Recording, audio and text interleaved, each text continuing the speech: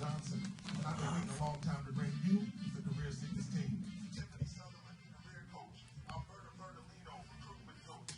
Video authors of Will Martin. Together, we are your #1 source for career and job search information. We'll be back after the break. The Career Seekers Show on WPPM FM Philadelphia. Insightful advice for those seeking more than just a job, but a career from the nation's top diversity recruiter, Kenneth. Whether you're starting your career, changing careers, or looking for that next great opportunity, the Career Seekers Show provides a virtual GPS that delivers real career advice that leads you to your career destination. Thank you for tuning in to the Career Seekers Show live on WPPM LP 106.5 Philadelphia. I'm your host, Kenneth L. Johnson, and today, as I had told you last week, Alberta Bertolino's in the building. Tiffany, Southerland, Will Martin, the Career Seeker team. Good afternoon. Hi, folks. We are fully staffed today. I really appreciate everybody checking in with us, all the listeners out there. I wanted to speak to you guys early because I saw quite a few of you at the MLK Day Career Fair at Girard College. It was a great time. I know last week we had spoke about our recruitment coach, Alberta Bertolino, being here live. I know you met me, you met Tiffany. I told you all about our video author for Will Martin, but I'd like to give you some time to learn a little bit about Alberta Bertolino. Alberta, you are here, and we are overly excited. So tell the listeners more about you. Okay, yeah, thank you, Kenneth. I am super excited too. Thank you. So I've been mostly a corporate recruiter my entire career. I've become a certified diversity recruiter. I'm a certified veteran recruiter. I love meeting people, networking, helping anybody that needs. Sorry, I wasn't close enough to the microphone. I love helping people find out what they are looking for in their next job or career. And I look forward to helping everybody with a little bit of advice on the program. Well, you're doing extremely well. We've known each other for quite a few years now. That's right. And it's been a great relationship. Alberta, I see her out and about in the city of Philadelphia, hitting up the networking events, helping people with their career search needs. So with that being said, it was only right for me to reach out to her and ask her to be a part of this project. So we're really happy to have you and look forward to hearing more of what you have to say this week. So Tiff, what's going on? It's been a week since we last saw each other and spoke. How's everything going? Talk to me. Everything's going well. I'm just happy to be here again. Happy that Alberta's in the studio with us. So I'm looking forward to answering some questions and talking about career stuff in 2017. Yes, Great. 2017. You know what, Tiff? What's going on? I'm glad you brought that up because Alberta, we were speaking last week about resolutions.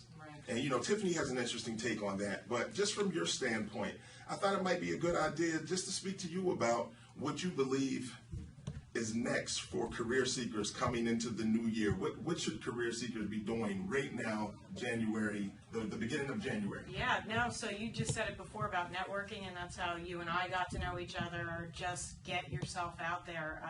Even if you're not currently looking for a job, the more people you meet, the more people you get in your circle when you are ready to look for something, you know that you have those connections to reach out to and that you're not just cold calling anyone. So join meetup groups, join any kind of committees, any kind of, maybe even volunteering. You never know who you're going to meet. Alberta, you just mentioned meetups. What is a meetup group? So that's the online meetup.com, and if you go and you can search by city, topic, types of people, there's even demographics, their age demographics, sports, any kind of topic, cooking. So there are professional meetups though. I love it. Cooking. Yeah, the cooking meetup. That's the one we're interested in. I need to go there. I just want to go eat, though. I don't necessarily want to do the cooking. You can watch. I don't watch and then eat afterwards. So for all the listeners that are driving home right now, I know we probably just made you pull over and stop at the fast food spot. We apologize because we just ruined that other New Year's resolution, and that was the one to probably diet. So we apologize for that. So listen, I went to the MLK Career Fair at Girard College, and it was unbelievable. So many service projects, so many companies, so many people. Later on in the show, we're going to have Michael Robinson from Temple University come out, probably around 4:30, 4:35. Mike was there. He had a booth. Of course, he had so much energy. He introduced me to a couple people there, so we had a great time. And I thought it was I had an interesting take on that. I just think that if you really look at what happened that day, in the spirit of volunteering and in the spirit of assisting people, I think people were able to really expand their networks. I know a lot of the Greek letter organizations were out there. A lot of Greek letter organizations were out there supporting the businesses and the career seekers and just doing their projects. So I thought it was a great time for people to connect. So Alberta, from a corporate recruiter standpoint, and I guess we'll drift into the Ask the Recruitment Coach section of the show. Sure. So from a recruiting coach standpoint, if I went to the career fair, and now what's today? Today is Wednesday, so I was there Monday, and I keep hearing Ken and Tiffany speak last week about the art of following up, and I'm reading articles about following up. What do I do now? What are you expecting from the people that maybe you saw at a career fair? What are you expecting from them moving forward? Well, especially if we made a connection about a particular position, and I gave you my business card, definitely email me. Connect with me on LinkedIn. That's the best way, so I can take a look at not necessarily a resume, which says a lot, but LinkedIn's more of who you are, what you've been doing, projects you're working on. But give the recruiter too a little minute to get back to you too. They might be working on and you don't want that connecting email with when you're on everybody. your way home, right? Exactly. I've seen that though. I do like that sometimes, but it's not all the time. It's a lot. You know, you get that from people. People say, "Well, I wanted to be the first one." I wanted to be proactive. I wanted to be the first I want my one. name in there right away. Yeah, exactly. So, just follow up with the email. That's your best way. Don't send a resume though in the email. Be careful about that.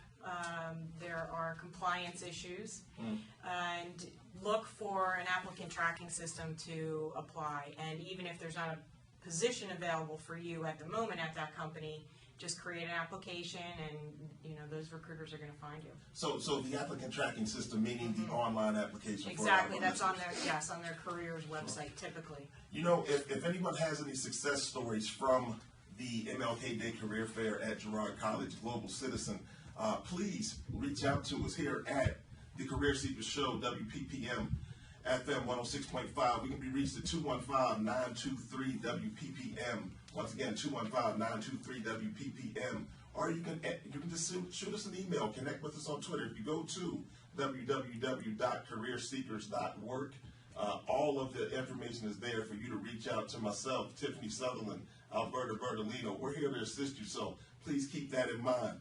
Tiffany, I'm back at you. Yes, sir. I'm back at you. So Alberta explained it from the Ask the Recruitment Coach standpoint. I'd like for you to speak a little bit about, how you see it from the career coach standpoint. What are you advising your clients to do after they attend a career fair? What's the next step for them?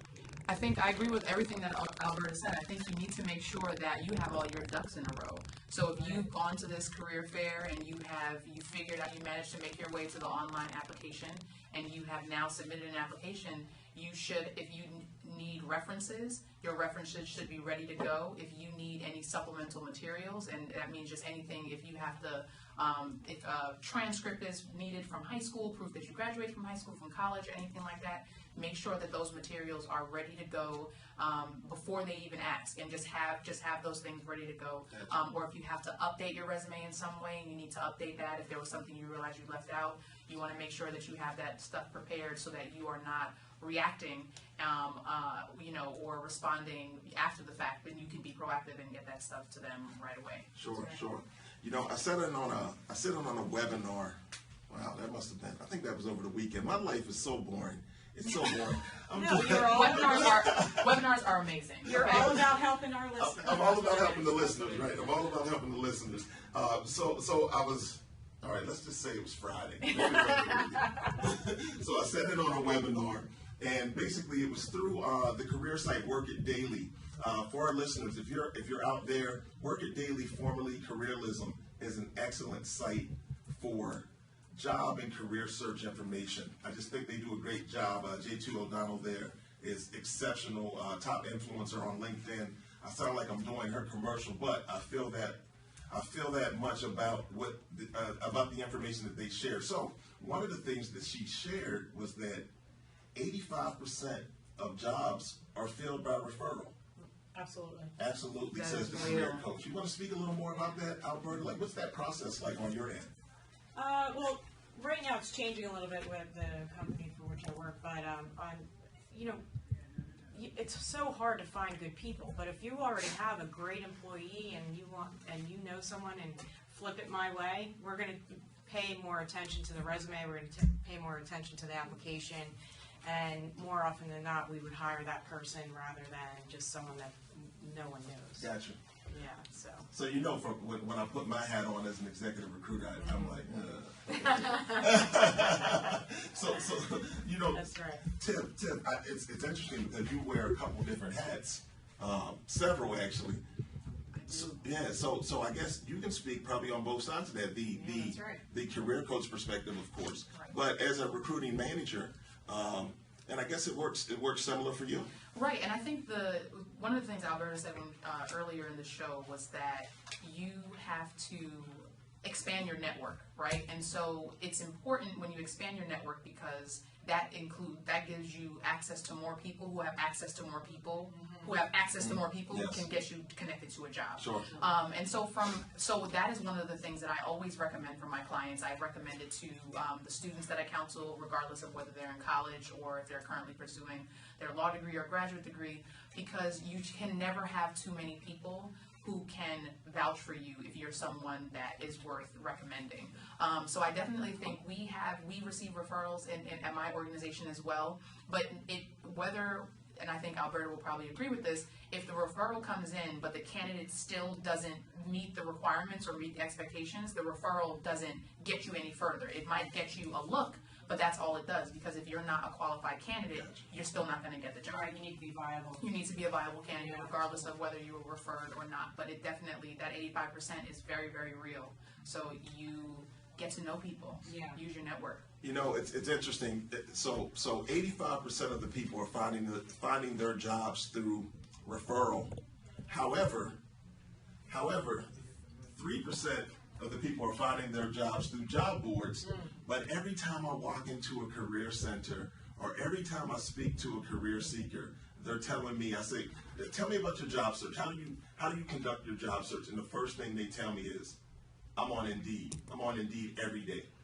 And then I speak to them about the fact that the numbers say that people aren't really finding opportunities there. I think it's a great place to do research and kind of find out who's hiring and who you might need to reach out to. Right. But I think you might benefit more from spending your time, maybe even on LinkedIn. It's kind of a brand or be branded scenario.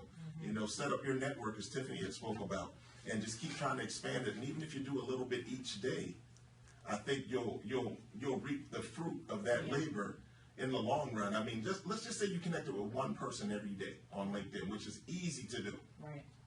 365 at the end of the year, right? That you've added to your But then network. remember, each of those people is connected to another one or network. two. Exactly. Yeah, and Exactly. that just expands from there. Exactly. Any LinkedIn tips from you guys? I know you guys probably get a ton of requests to connect on LinkedIn. So talk to her, because here's what happens. We spoke about people having that resolution, Right. and now we're giving them tools to be proactive and use LinkedIn. So now they're like, you know what? I opened a LinkedIn account a year ago. I haven't looked at it since, and now I need to go out and use this tool because the Career Seekers team suggested that I use it and told me it was a viable option. But how do they use it right? What are best practices? One of the things that I'll say is you have to have a picture. And people, it's right amazing because I will get the right picture, right? Oh, do you know there's a service out there that rates your LinkedIn picture for likability? No. Yeah. I'm scared. I don't even know. Hopefully mine is likable.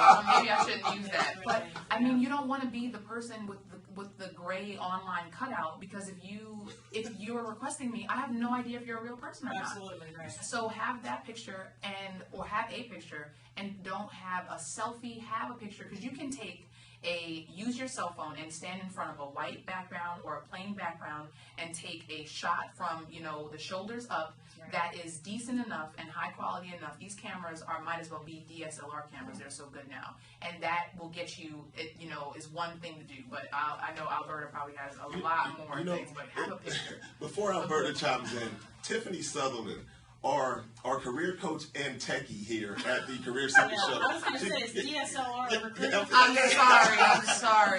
A fancy digital camera with a big lens on the front. Okay. I don't feel bad, Alberta. You've been thinking the same thing. I'm like, okay, a camera, I don't know, this special camera that Tiffany has. I agree. I appreciate you guys. So Alberta, chime in on that. So what happens in your world? I'm sure, just based on everything that you're involved in. And if you get a chance, if you're on LinkedIn, please take a look at these two profiles. Actually, everybody's profile from the Career Seekers team. Myself, Kenneth Johnson, Alberta, Bertolino, Tiffany Southerland, we're all there. We're all on LinkedIn. I believe they say 98% of the world's recruiters are on LinkedIn. So why not hang out where the people that are hiring hang out? Yeah, absolutely. So I'm sure you get a ton of invites to connect. And with that being said, how do you handle that? How do you handle, like Tiffany said, when you get that gray shadowy cutout? I don't. Yeah, no. Especially also, some people put that looks like it came from a little photograph. A frame that you buy at Kmart or Target or something. No, I try not to do that. But in general, I've made it the practice over my career since I was one of the first people to join LinkedIn, and I connect with everybody generally. What I don't like is, and I do watch it, some headhunters will reach out to me. Oh, was your company looking for, I've got these great candidates. And so generally then I'll just, okay, that's fine. So Alberta's speaking about me, everyone. No. We met otherwise, so I knew you. I actually don't usually have approach, but I've seen people do it. People in my office, I've seen people in my office do it. Yeah. Work it however you can. It's the number one. It's really the number one professional network. So if you're looking for employment or career opportunities, it's probably imperative that you utilize that platform to advance your opportunities. Right. So one thing too. So to mirror what Tiffany said about the photos, it's not Facebook. So just remember that. No joke, have had people reach out to me for dating, and it's not Facebook people. Not appropriate. Yeah. But remember too, you don't need to just do your profile. Join a group. There are so many groups and topics on LinkedIn. And this is kind of crazy, but there's a Pittsburgh Steelers. I'm a Steelers fan. I got to say that right now. Okay. Sorry, Philadelphia. You know what? Let's self-disclose. Yeah. I'm originally from the Pittsburgh area. Uniontown, what's up? What's good? I am a Pittsburgh Steelers fan as well. I'm from Long Island. I'm a Giants fan. Shout out to New York. They are, but that's okay. So I had joined, there is a Steelers group on LinkedIn, and I will post jobs there. Really? That's right. Jobs in the Steeler group. You never know where the Steeler Nation is going to be and where you're going to find candidates, because I recruit for all over the U.S. and parts of Canada. So why not? So, but what I'm saying to our listeners, get out on those groups, join those groups, because you're going to get more contact with other recruiters. You're also sign up for, there are experts that post all the time. So people from Microsoft, from Apple, from all the, tons of different places, Forbes magazine. You can then connect with those people and get to know what's going on at their companies. I think another advantage to the groups, a lot of times when you're looking to connect with someone, if you don't know that person, they're going to request that you have an actual email address or something like that. But if you're in the same group as that person, you'll be able to click the little group tab and then be able to connect with them through the group. So that's always a good way to get a connection that maybe you couldn't have gotten otherwise. Exactly. Right. And I think when as you're talking about or as you're thinking about connecting with people on LinkedIn, don't connect for the sake of connecting, right? Don't just go through and just start adding people randomly. Correct. You want to try and see if you can find a common connection with this person and send them something if you don't actually know them. When I get the little message, and I'm like you, Alberta, I do accept most of the requests that I get, but if you don't know me, put something in the little message box that says, hey, I'm interested in this, or I read this about your profile, and then go make the connection from there, as opposed to just making it this vague and random connection. And try to exactly, and just don't put some effort into it if you can. I know recruiters that won't even accept the general connection request. Oh, there's a lot that won't. Right. So. Yeah, for good reason. And it's so easy to do. And actually, on this webinar I said on, there you go. The value. Have you ever noticed that if you're on the LinkedIn mobile app and you hit connect, it automatically sends that. The trick. Yes, but if you go up to the top of the app and where the three little dots are, you can click there, and it will allow you to customize your connection request. So I just found that out on the webinar. So yes, that was what I spent an hour of time to find that little tidbit. So I share it with you in 22 minutes. I've shared that with you, and now you can use it to connect with Tiffany Southerland, Alberta Bertolino, and myself, Kenneth L. Johnson. It's the Career Seekers Show, WPPM 106.5 Philadelphia. I want to speak to you guys before we go to the break about some of the things I've been hearing in the news, and it's interesting. It's someone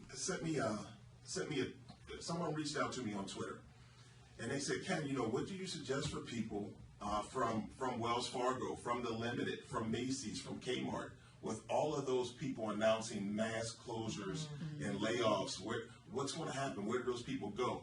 So yesterday I saw that Walmart's going to hire 10,000 people, so maybe they should go to Walmart. I don't know. But anyway, I guess you guys will see an uptick probably in people that are applying to job opportunities that maybe they're not ready for. And sometimes, one of the questions I got at the career fair is, Ken, how do I relay my transferable skills?